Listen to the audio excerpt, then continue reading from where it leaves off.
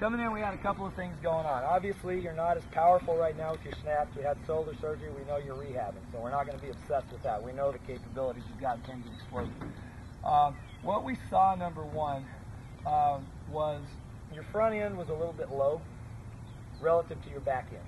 Okay, so shoulders to hip slope angle, whatever that angle is, that's going to tend to bias you at where you're going to throw the football.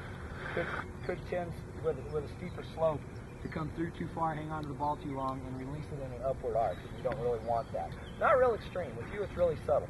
The other thing that we had was you're a little bit flat-footed. Too much weight back in the stance. And when you're flat-footed, the only way you can drive the legs is straight up, vertically.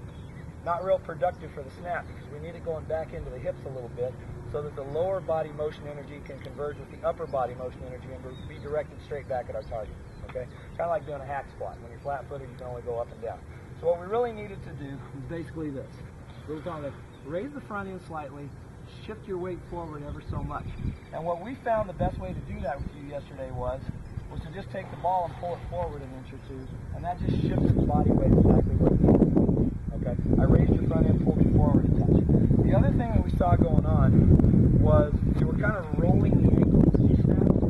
That's not real productive to generating drive and channeling into the snap either. What we really want is a drive like dodging an inside pitch almost, off the balls of the feet, back into the hips and towards your target.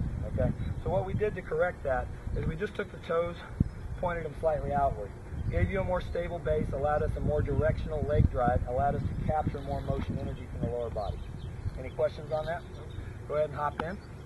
First thing we're going to do is three-step you. Okay?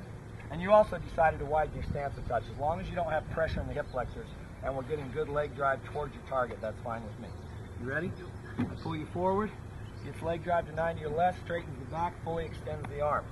Then I raise you up, maximizing operating room under your torso.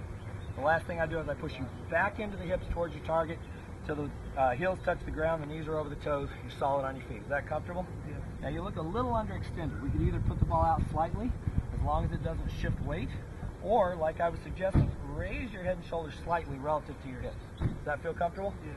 Give it a good hard throw. Looks pretty studly. A perfect setup will lead to a perfect snap just about every time, won't it? Yep. All right, go ahead and set up again.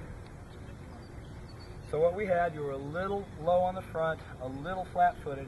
We took the ball, pulled you forward a touch, and then raised the front end.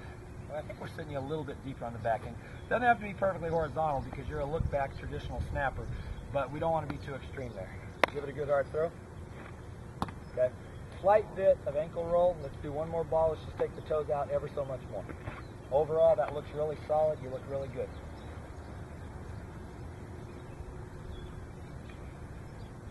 Okay, toes are out a little bit. You feel like you can press off the balls of those feet and get where you want to go. Sit it down a little on the back end, raise it on the front end. You may be a little stiff this morning after yesterday, so it's a little different. Looks excellent. You got any questions? Nope. Feel comfortable? Okay, let's cut that.